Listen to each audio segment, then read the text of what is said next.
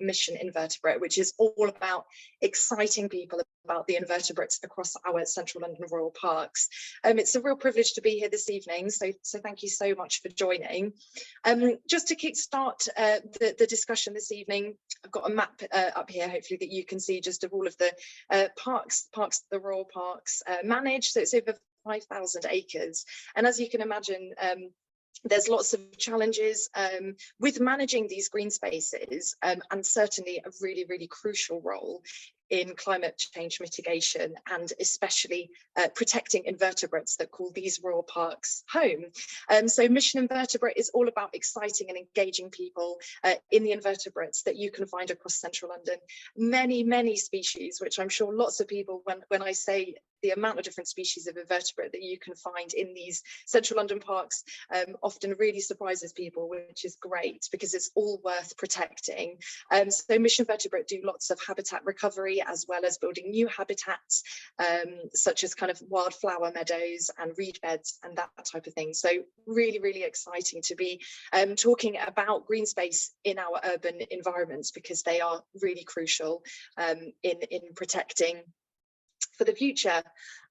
So before we begin, I'm going to first of all hand over to Giles, who's going to be our first speaker today. Before we do that, just a couple of Zoom etiquette things to mention for this evening. So please ensure you are muted at all times during the event, unless being called upon to ask a question. As Giles said, there will be opportunities to ask questions later on.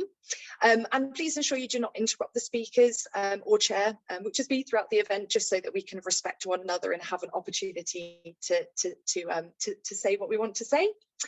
This event will be recorded, so please do turn off your videos if you do not wish to be seen in the recording. Thank you. And the recording of the event will be circulated after and uploaded on the Face Forum for London YouTube channel. So if you'd like to ask a question or share a comment, which please do, we really encourage that, then please raise your hand using the hand icon button that you can do on Zoom, or ask in the chat section below. We've left plenty of time for questions, including after every speaker. So after Giles has spoken, there will be opportunities for questions. So just to show you some of the amazing wildlife that you can see in London, although it seems very far off with such a rainy, windy day today, not the best time for spotting invertebrates.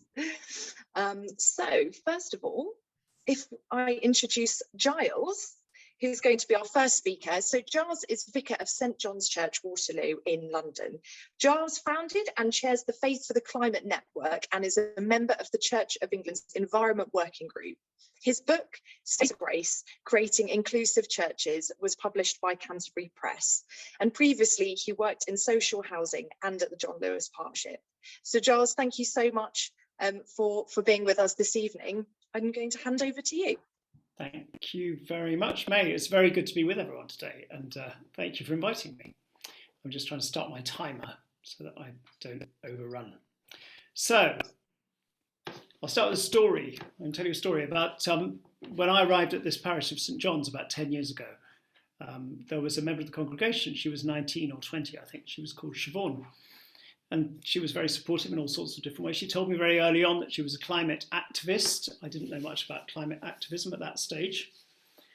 And we have a festival in the summer, and we're in Waterloo, so we're right opposite Waterloo Station. And we try and raise sponsorship from local businesses for our festival. So I went to one local business, which was a company called Shell. And Shell gave us £1,000 towards our festival. And a bit shortly after that, Siobhan came to see me and for a cup of tea, and she challenged me. She said, "Why are you taking money from Shell?" And I said, "Well, why shouldn't I take money from Shell? That's they're a local business and they're supporting our festival. That's we're working with local people." And she brought various graphs with her, and this was back in 2009, so it was before I was kind of really geared up. In fact, before many of us were really geared up about climate change.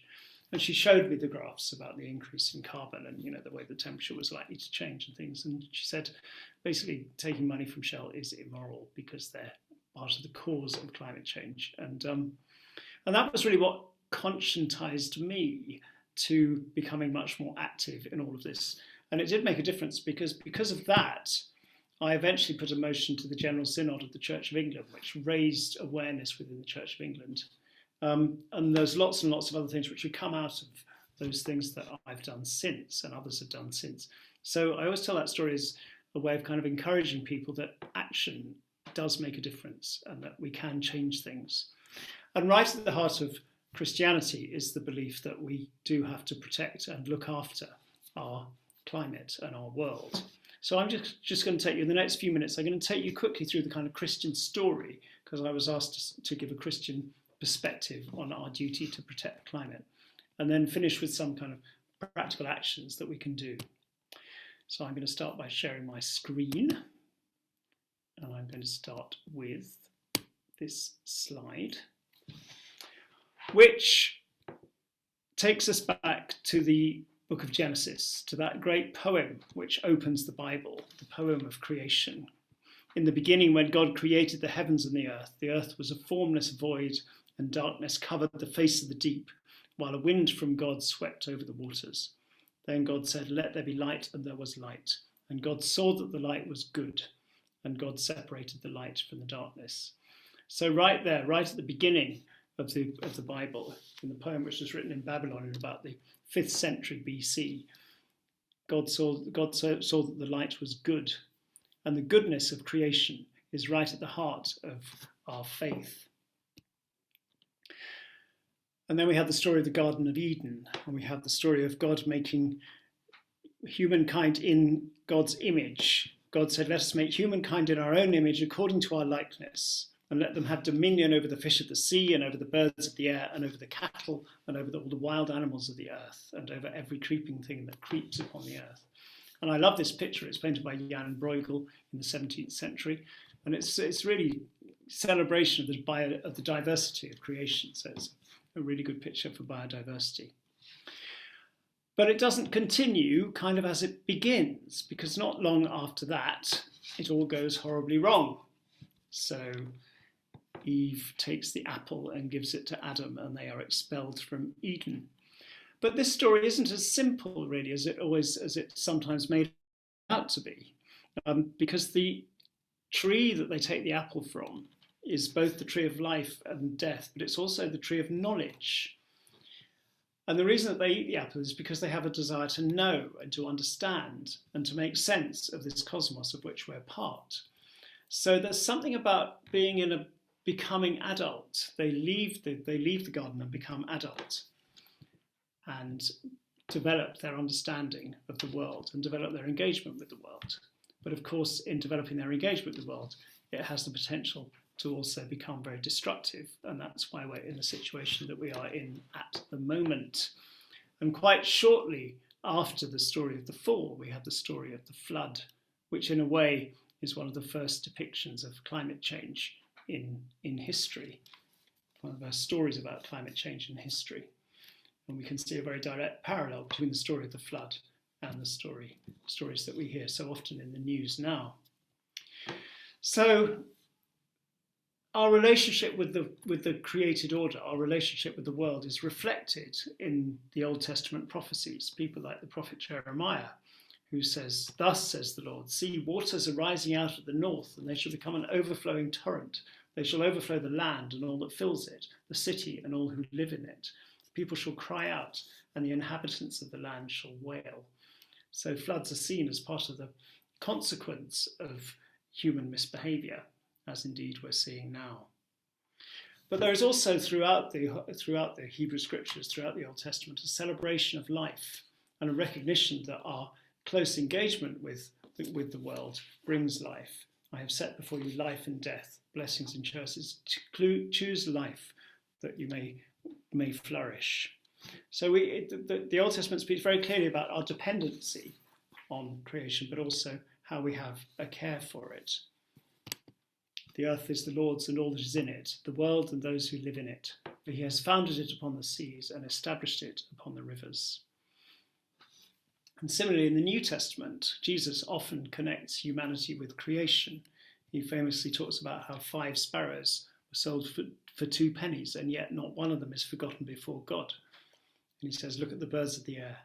They neither sow nor reap nor gather into barns, and yet your heavenly Father feeds them." So Jesus again speaks very clearly about the necessity of us to care for creation. And Paul, in his letter to the Romans, talks about creation groaning in labour pains until now. And then the letter to the Corinthians, for in Jesus all the fullness of God was pleased to dwell, and through him to reconcile to himself all things, whether on earth or in heaven, making peace by the blood of the cross. And right at the end of the Bible, we have the book of Revelation, and the final image of the book of Revelation is a river flowing through the city of God, with the trees growing on each side. And it's a wonderful image, in a way not unlike the royal parks, perhaps, with the trees growing and flourishing and living well, with lots and lots of invertebrates in their branches, perhaps. But we can't deny that it has all gone horribly wrong. It's all gone horribly wrong. And part of the reason it's gone wrong is because of this notion that we have dominion over the world, this translation of a Hebrew word, rada, as dominion. And it's been used as kind of justification by people, particularly since the 17th or 18th century, for really doing what they want to nature, taking it and subduing it, and making it and bending nature to our purposes. At the heart of the belief in progress was the belief that nature can be tamed. And the significance of the conquering of Everest and the moon landings was that they demonstrated that for humanity there was apparently no limit to our ability to realise our unimagined potential. But the way that the Hebrew word rada is translated as dominion is a bit simplistic, actually. That word is used elsewhere in the Bible. It's used in the Psalms, where it talks about may God have dominion from sea to sea. But the kind of dominion that they're talking about, the implications of the word rada really talks about caring for the needy, caring for the poor. If you are responsible for people, then you have to look after them. You have to have pity on the weak and the needy and save the lives of those who are in need. So it would be better to translate that Genesis verse as be fruitful and have children, filling the earth with your life, so that you can have power to fight against everything in it that leads to death. Rule with care and fairness over the natural world, over the myriads of my beautiful creatures, every creature that is a part of this living world. So there's something about that we have a responsibility for creation because we are so intrinsically linked with it. We are all part of the web of creation. And when we harm creation, when we harm the world, we're harming ourselves. Consider the lilies of the field. They neither toil nor spin, yet Solomon in all his glory was not arrayed as one of these. So how does all of this connect to climate change? Well, I think in two ways, really, because at the heart of Christianity are two words which are inextricably linked, which are love and justice. Love and justice. And as the Pope said in his wonderful encyclical Laudato Si a few years ago, it becomes ever clearer that climate change is the greatest challenge that we and future generations face. It is our sacred duty to protect the natural world we've been so generously given, as well as our neighbours around the world who will be the first and worst affected. Without swift, decisive action, the consequences of climate change will be devastating. So I think there are kind of 5 things that we need to do within the Christian tradition. We need to recognise our commitment to justice. Matthew chapter 25, the great story of the separation of the sheep and the goats applies. Climate injustice is real. The developed world has polluted the environment exponentially more than the developing world, but it's the developing world which is receiving the consequences. So if we're going to be just, we need to have care for people all around the world. We need to recognise our dependence on God as creator and not seek always to overcome, to outdo, to dominate the world around us, but to recognise that we too are part of the world. So we need to celebrate our codependence as members of the whole of humanity. And within the Christian tradition, there is a great belief that the gospel is about living in its fullness, and we have a responsibility to make sure that people live well, all the people around us, and not just the people, but the world and the invertebrates and everyone close to us. And finally, we have to have hope. We have to have hope that it's possible to change the world. Just finish my presentation. Where has it gone? And I chair something, as Giles has mentioned, called Faith for the Climate, which is a coming together of lots of different faith traditions to work collectively to encourage all members of all faith traditions to work on climate. And in this crucial year, we're doing an awful lot to try and raise awareness and to try and get congregations and faith communities everywhere to work together to really encourage and put pressure on the government to change and to really to support them as well in trying to have a successful climate change conference in Glasgow in November. And also locally, we were pleased to welcome Extinction Rebellion a couple of years ago, who were staying in the crypt at St John's, and occasionally they would appear out of the crypt. But right at the heart of what we're doing is the necessity really to celebrate the creation and celebrate the creation that we've been given and ensure that we hand it on in a good state to those who come after us. It's all about love, it's all about justice, and it's all about hope. So that's it.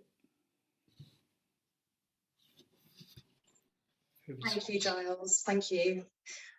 That was brilliant. Thank you. I'm just going to see if anyone has any questions.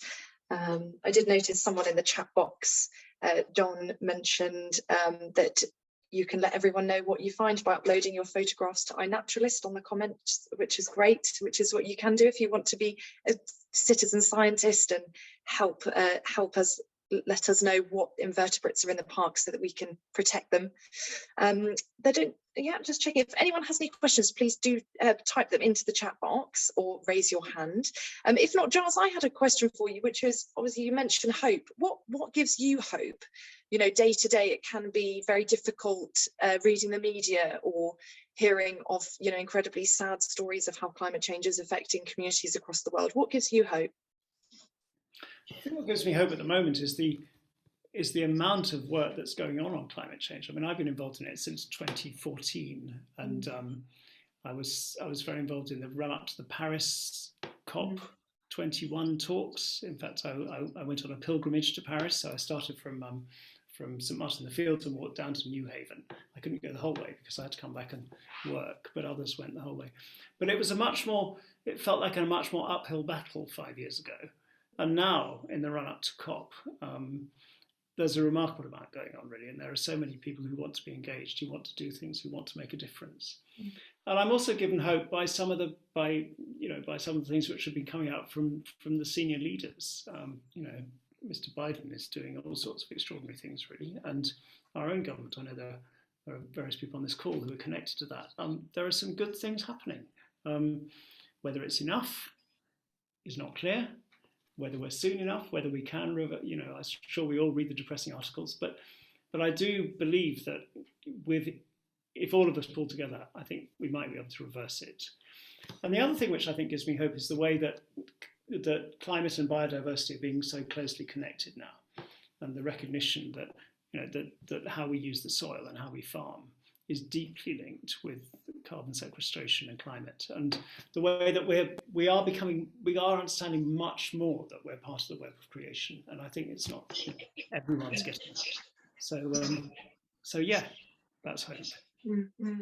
Oh, brilliant. Thank you, Giles. Jill says, I visited St John's in April 2019 from Waterloo Bridge. It was literally a godsend. I have never been in a more welcoming, hospitable church. Wow. And then we have a question from John, which I think we've got some time for. Delighted Giles mentioned Laudato Si. How can we increase the encyclical's impact? Look, there's an answer. Kate Rigby has just sent an answer. Laudato Si Institute at Oxford is working on this. I think I think it has had an enormous impact. I think, and it's a lasting impact as well. The great thing about encyclicals is that they're there forever. And it grows. I mean, I think it had a huge impact just when it came out in 2015, just before COPs. So I think we have to start with that. But also, I mean, I'm with people at CAFOD, Catholic Aid for Overseas Development, and they're doing an awful lot of work on it. And I'm sure that Kate could tell us more about what's going on in Oxford as well. So, yeah. Brilliant, thank you. Another question from Alison. As a vicar, person of faith, what do you think about the choice to become vegan, vegetarian in light of the Bible and the sheet and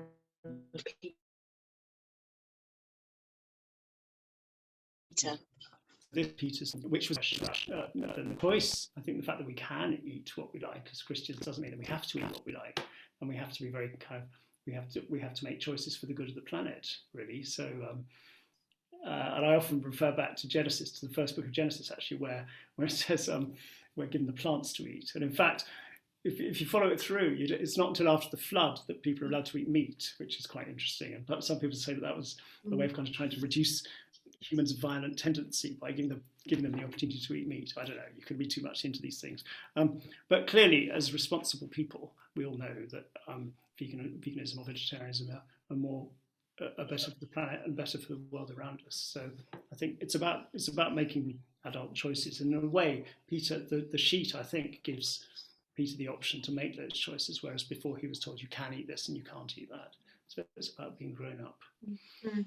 And yes, Don, I would encourage all to follow the EcoChurch initiative. It's a really good initiative, and I think it would be great. And there's also EcoSynagogue, there's EcoSikh, there's EcoDharma. So there are lots of other ways. If you're not Christian, you can also you can follow it in your own faith tradition.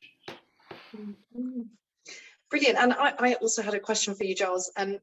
When obviously when we spoke a while back, you mentioned that the green space that surrounds the church, how much you do to improve biodiversity in that green space, and although it may be small compared to lots of other green spaces like Hyde Park, it's still equally as important. So what kind of things do you see in the churchyard around where you are?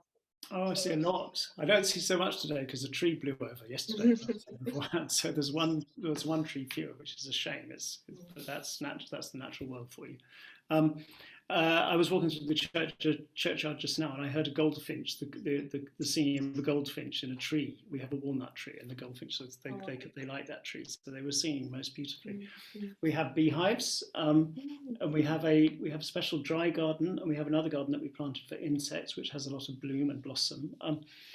I think, and also I have a little garden out the back, and in both of them we have a lot of insects of different kinds, and I really notice insects now, and we have a great many of those. We also have an abundance of squirrels and an abundance of pigeons and quite a lot of seagulls, and we have a couple of peregrine falcons that come occasionally to feast on pigeons as well. So it's great, actually. There's a lot going on, and we're trying to change it so there's more. Gosh, yeah, already such a wonderful array of biodiversity. We have a question from Tara. This might have to be our last question as we're on to 7:30 now. How would you encourage eco-faith initiatives? What should be the first steps? Well, if you're Christian, I would go to the EcoChurch website. And if you're from a different tradition, I'd start by making contact with the group which is working with you in your tradition. So there's Hindu Climate Action, there's EcoSynagogue, there's EcoSikh that I've mentioned, there's EcoDharma, which is Buddhist, there's the Baha'is. So I'd probably go to them as well. But another thing, there are some very simple things as well that you could do, like you could sign up for the Climate Coalition's declaration and then follow things through. And there are lots of ways in which you can take action. But yeah, I'd say if you go to the Faith for the Climate website, I'll put it in the chat, then there are some links through to some of the other initiatives. Brilliant. Thank you so much, Giles, and thanks to everyone for your questions.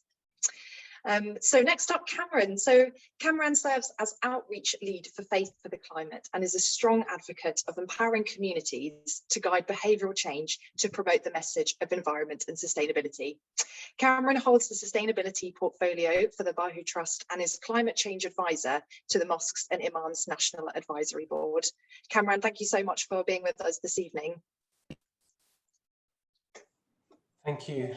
Over to you. Thank you, Kamran. Thank you for having me, and it's a pleasure and an honour to be speaking in this blessed company. And it's also very difficult speaking after Giles because he's very good and he's more or less said a lot of things that I wanted to say. But it's good because I was just, because we work quite well with each other and for a few years, we have very similar things to say. And I suppose that's one of the beauty of faith groups, is all our scriptures and all our teachings have very similar teachings when it comes to the protection of biodiversity and nature and creation, care for creation. Like Giles too, I want to begin with my own little reflection of my own sort of history. My professional background is in international development, and I used to work for a faith-based NGO, and I used to do lots of aid work in Africa and Asia.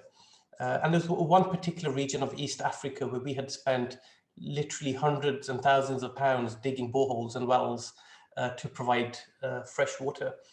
And so after a year or so, these water wells, they dried up. They were no longer giving water out.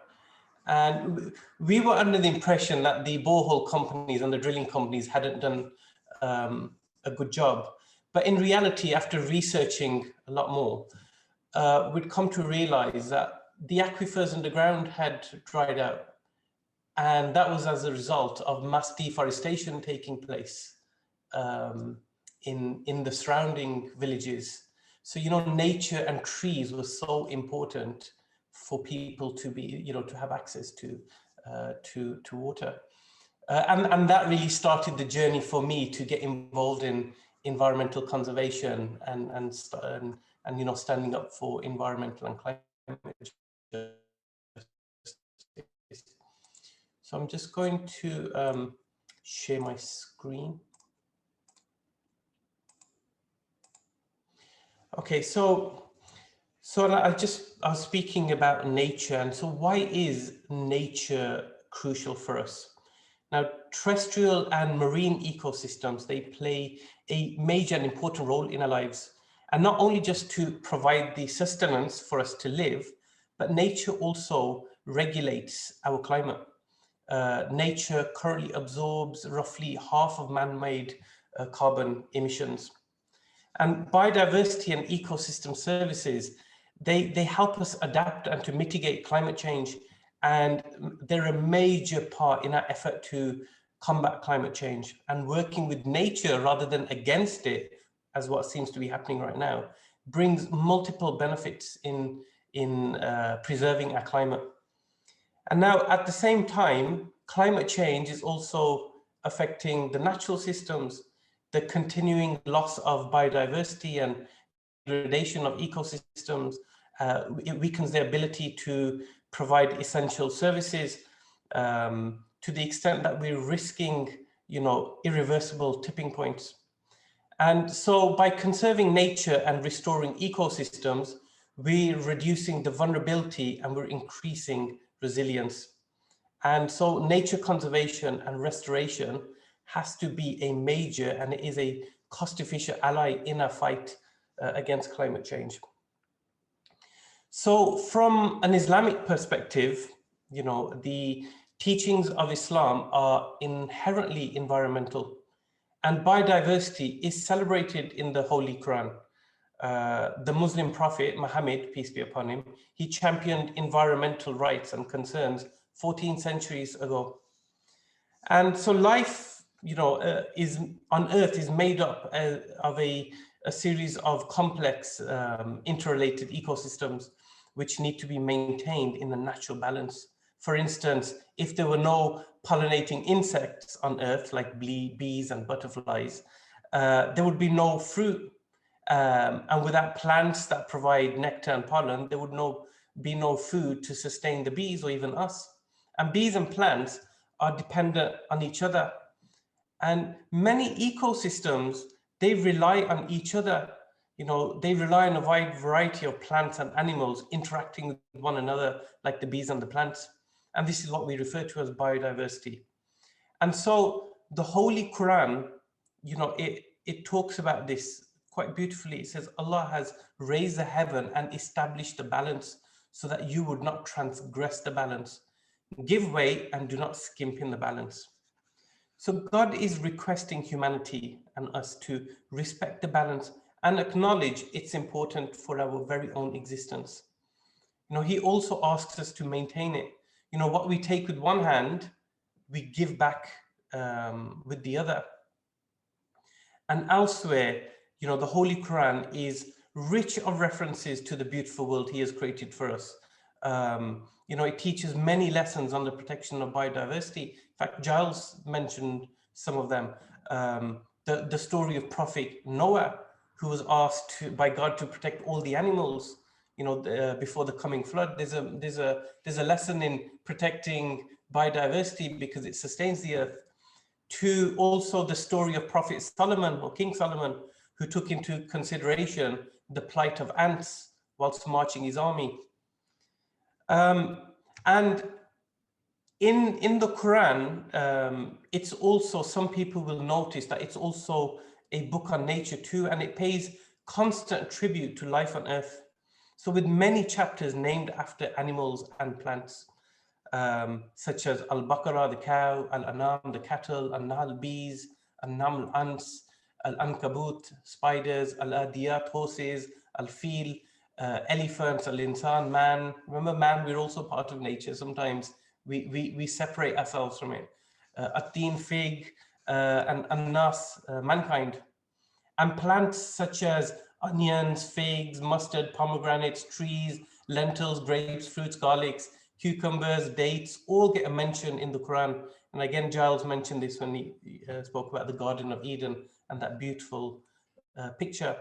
And all these are a sign of God's perfection and a reminder of the variety and variability of life on earth.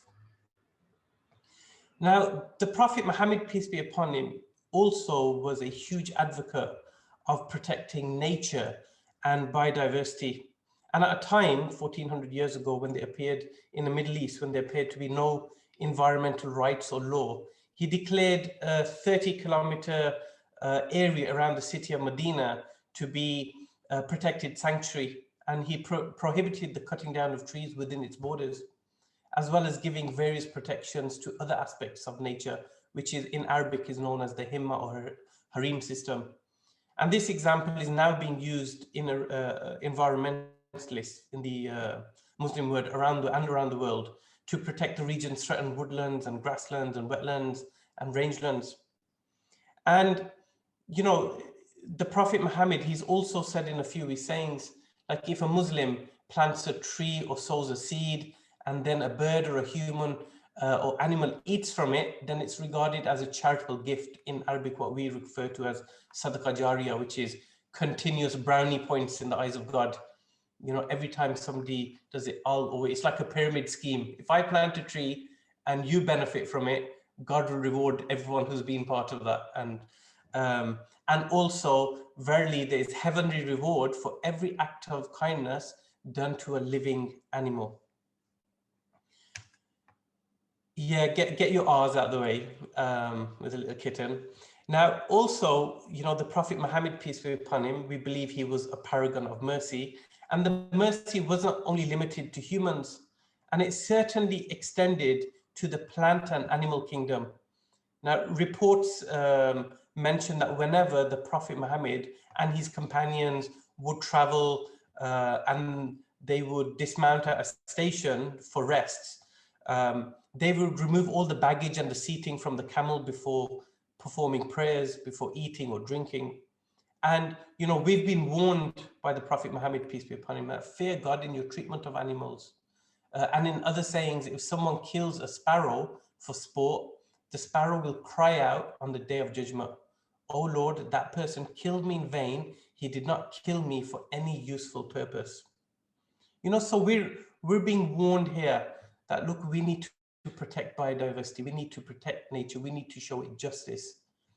So in terms of environmental and climate justice, the Islamic perspective, one such saying that stands out is, if the hour or the day of resurrection is about to be established and one of you was holding a palm shoot, let him take advantage of it, even if the day of judgment or the hour is about to be established. And so this quote contains a clear instruction that regardless of what we may think is about to happen, we need to continue to play our roles.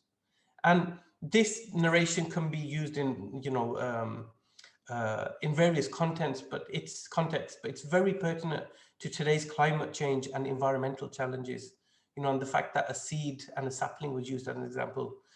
Doing your part to preserve the environment should be seen as an act of worship. And also in the Holy Quran, we're told that, you who believe uphold justice and bear witness to God, even if it's against yourselves, your parents, your close relatives, whether the person is rich or poor, God can best take care of both. Refrain from following your own desire, which some scholars now talk of this as being as overconsumption, so that you can act justly. If you distort or neglect justice, God is fully aware of what you do. And I want to quote, highlight a section from the Islamic Declaration on Global Climate Change. And one thing which I find with the Declaration of Climate Change, or with Laudato Si and so the various different charters that we see, is they speak to everybody. They don't just, like I've read the Laudato Si, it speaks to me. It doesn't just speak to a Christian. Same with the Islamic declarations and the various other declarations, they speak to all of us. And there's one particular part in the Islamic Declaration which says, we recognize that we are but a minuscule part of the divine order, yet within that order, we are exceptionally powerful beings and have the responsibility to establish good and avert evil in every way we can. And we also recognize that we are one of a multitude of living beings with whom we share the earth. We have no right to abuse the creation or impair it. Intelligence and conscience should lead us, as our faith commands, to treat all things with care and awe of their creator. Okay. So now I want to go on to some practical solutions. As people of faith, as faith communities, what can we do? Okay. So if we have space in our places of worship, look to transform it into a garden space. Garden spaces have immense potential to improve biodiversity by making green spaces more wildlife friendly. We've spoken about the garden space in St. John's Waterloo. I've been there a number of times, and every time I'm there for a meeting for Faith for the Climate, I always get there an hour early, just so that I can take some lunch and I can sit in the garden and I can enjoy that garden. And I encourage other places of worship to do the same if they can. Bees are declining at an alarming rate. They play a pivotal role in pollinating our food. So many places of worship have large roof spaces that are perfect for beekeeping projects and allowing for bees to flourish. If you're designing a new place of worship, speak to your architect, factor in integration of biodiversity, garden space, small ponds. I think we can take some really good lessons from the Ottoman architecture, which was designed to accommodate wildlife. And if you just Google it, you'll see some amazing buildings with built-in birdhouses. Take part in tree planting schemes, that's fairly obvious. There's lots happening at the moment.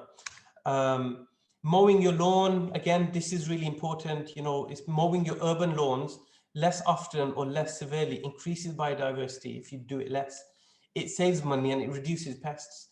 Now, if you mow your lawn, leave some space for rewilding. I know in my house, I leave a quarter of my garden just for biodiversity, and I see it as an act of worship. We need to encourage that way of thinking.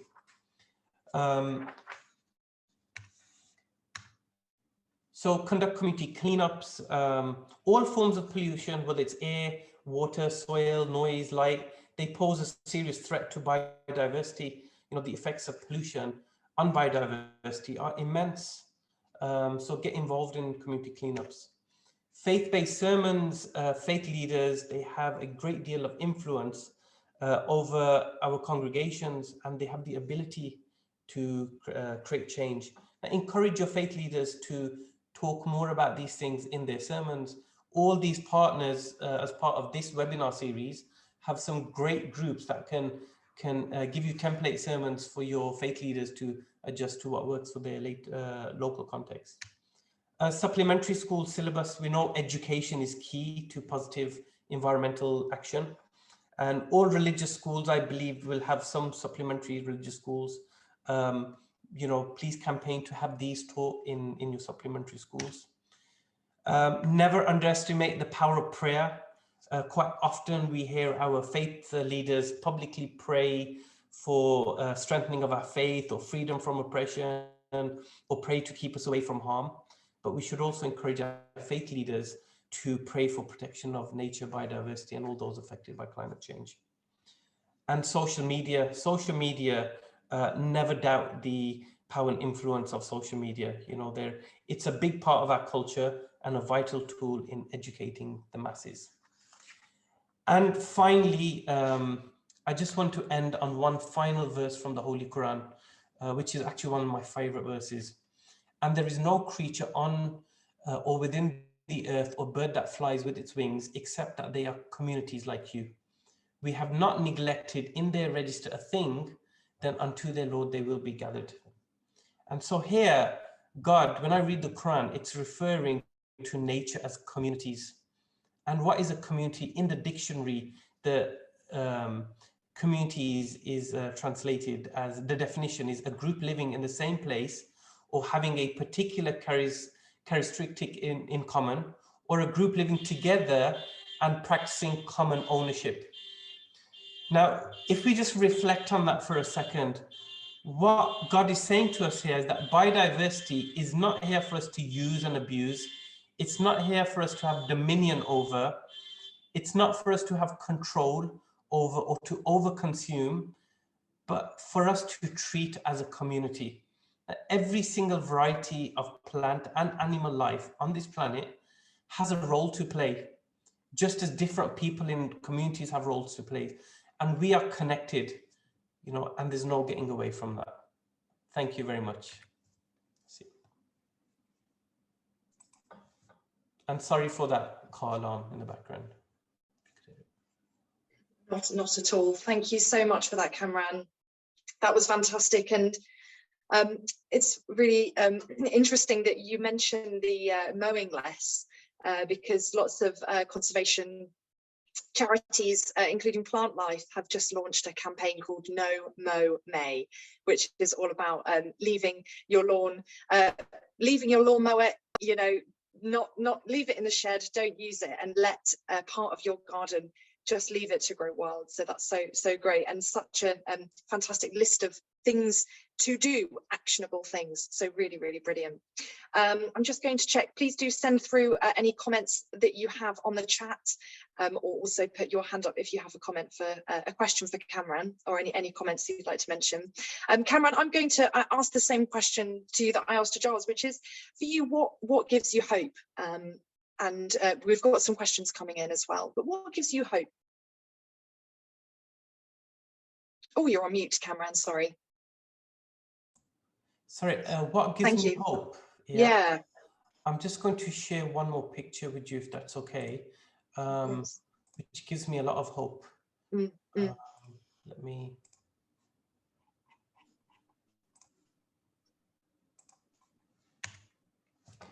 This picture. Giles will know this well because it's one of an event that was organized by Faith for the Climate, the Time Is Now event. Here you have Rabbi Newman from XR Jews, Probjat from EcoSikh, Vishnupani from the Buddhists, Kari Asim, the former Archbishop of Canterbury, Ron Atkinson. And that good-looking 6-year-old boy is my son. Oh, lovely. So, and he's there at the front leading the march with people from different faiths. And I asked my son when we went home, what was that man saying to you? And he told me, he said, Abu, which means father, that man told me that I was a leader. And so there's two things. One, that we all share the same air, we share the same food, drink the same water, and we're all waking up to a realization that we're putting aside, you know, we all have our faiths, we believe in it, but we're all coming together for the sake of the creation. We can't love the creator until we don't love his creation. And also the other hope is the younger generation, seeing the younger generation come out in masses and even holding us to account. And I just believe what we're seeing now in the faith circles and the type of work that Faith for the Climate has brought up and is bringing everyone together, it's bringing a lot more hope. And so I'm pretty positive. Because see, also from a spiritual perspective, even in my lifetime, I don't see what I want to see. When I'm in front of my Lord being answerable, I want to say that I fought and I struggled for your cause to protect. And we're all giving each other the opportunity to do that now. You know, it doesn't feel as lonely as it did, say, a few years ago, 10 years ago. So it brings a lot of hope. Thank you for sharing that, Kamran. It's really inspiring. Thank you. So we've got some questions coming in. So we have first one from Catherine. How can outside non-religious groups working on climate crisis connect with faith organisations and build working relationships? I'm going to do a cop-out and ask Giles to come in on this one too, because I think this isn't just for me. I think, look, we see humanity plays a large role. Faith is just one tool. You know, we all have different tools and we have different motivations and different, we all believe in nature. We all know, no one denies what nature brings, you know, what nature provides us. So whether we're influenced by secularism, by nature, by faith, we're all campaigning and advocating for the same thing. So Giles, can I bring you? Yeah, it's a really good question. We've been running a series of movement building workshops around the country. We ran a series in Leeds, Leicester and Manchester. They were all online. And we're going to do some more in South London quite soon and also in Sheffield, I hope.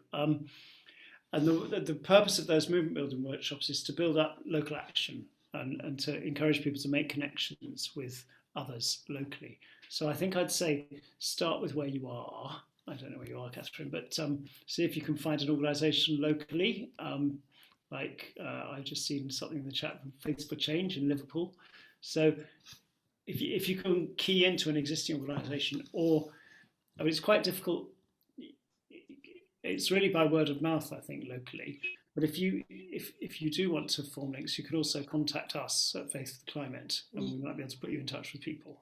We have a list, we have a circulation list and an email list, so that's another way of doing it. And we work closely with a lot of different organisations. So really, it's about forming relationships. Thank you both. So another question from Elizabeth. Kamran, does Ramadan offer opportunities for respect for creation? Oh yes, fully. See, the whole point of Ramadan is you reduce your consumption, not just food and water, but everything around you. In fact, in partnership with Faith for the Climate and with Religions for Peace, I have just released an eco-conscious guide to Ramadan. And I've deliberately called it eco-conscience rather than a to-do list or how to have, because it all has to be in your mind first.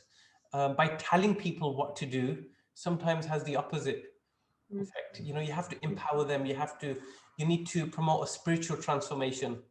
So and the whole purpose of Ramadan is you reflect on what it is you need to take outside of Ramadan. So once Ramadan finishes, we need to continue reducing the amount of food we eat. Like, you know, it's a well-known fact that we waste 1/3 of, you know, food is wasted globally, you know, just because we have food habits that we just constantly want to eat.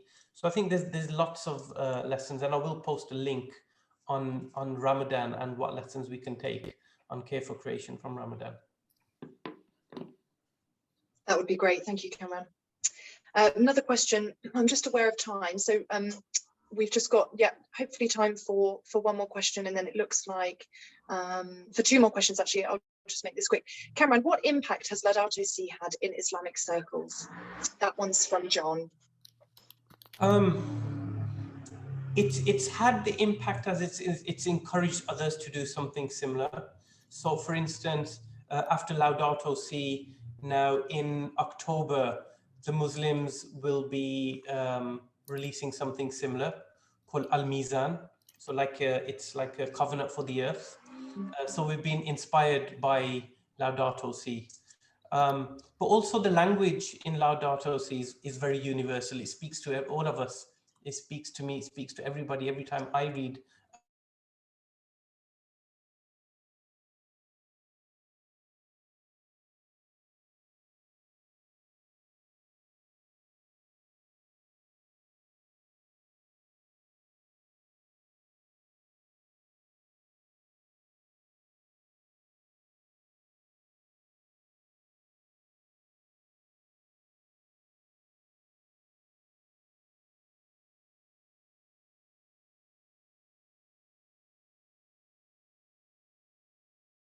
of faith, we need to reevaluate our teaching of how we make it more nature centric. And I believe it's not just faith. Everything we're seeing now, whether it's to David Attenborough programs or COP or Faith for the Earth, different kind of angles are making it more attractive. So it's now easier for mosques to get Muslims involved in things because they're seeing things in the media. So I think they're becoming a little bit more aware, but the issue comes down to habits and cultures. I mean, that's taken a generation in making, and it's going to take a bit of time, but then having the right government policies and laws and legislations in place just helps speed that up much quicker. Brilliant, thank you. So we are approaching the end of of this discussion. So I just wanted to say, and I'm sure this echoes everyone who's been with us this evening, a huge thank you to Giles and Kamran for such inspiring and just brilliant talk. So thank you both.